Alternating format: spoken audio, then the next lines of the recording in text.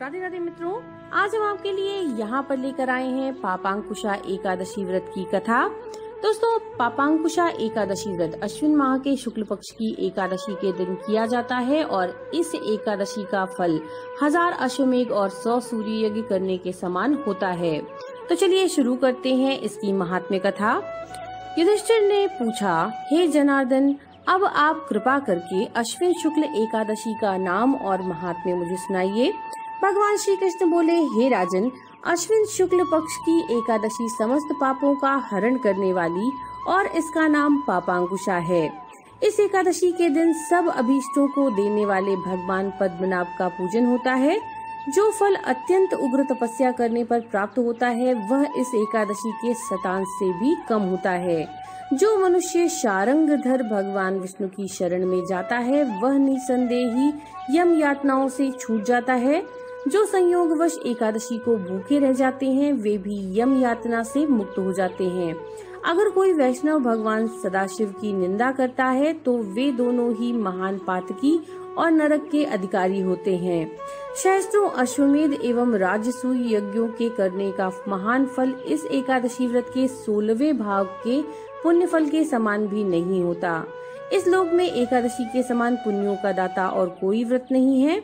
पापियों को उसी समय तक पाप समूह नष्ट कर देते हैं जब तक वह एकादशी व्रत करने का संकल्प नहीं करता। यह एकादशी व्रत स्वर्ग और मोक्ष दोनों को देने वाला है। इसके द्वारा आरोग्यता, सुंदर स्त्री, धन धान्य की प्राप्ति होती है। इस व्रत को करने वाले मनुष्यों को पितृपक्ष के 10 कुल, मातृपक्ष के 10 कुल और भार्या पक्ष के 10 कुलों के पितर चतुर्भुज रूप होकर पीताम्बर और वनमाला धारण कर गरुड़ पर चढ़कर विष्णुलोक को जाते हैं।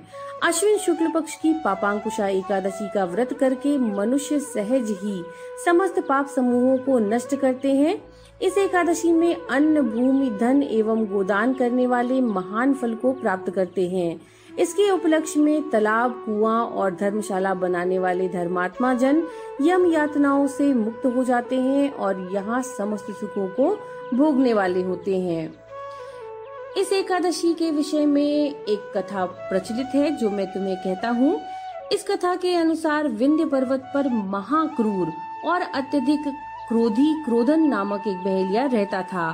जीवन के अंतिम समय में जब यमराज ने उसे अपने दरबार में लाने की आज्ञा दी तब दूतों ने ये बात जाकर क्रोधन को कही। दूतों ने जब ये बात क्रोधन को बताई तो मृत्यु के भय से डरकर वह अंगिरा ऋषि के आश्रम में गया और यमलोक में ना जाना पड़े इसकी विनती करने लगा। उसकी याचना को देखकर अंगिरा ऋषि ने उसे अश्विन मास के शुक्ल पक्ष की एकादशी के दिन श्रीहरि का विधिवत पूजन करने की सलाह दी। इस एकादशी का विधिवत पूजन और व्रत करने से वह अपने सभी पापों से मुक्त होकर के अंत में विष्णुलोक को गया।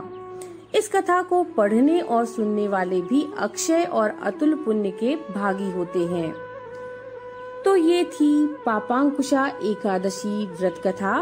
नमो नारायण।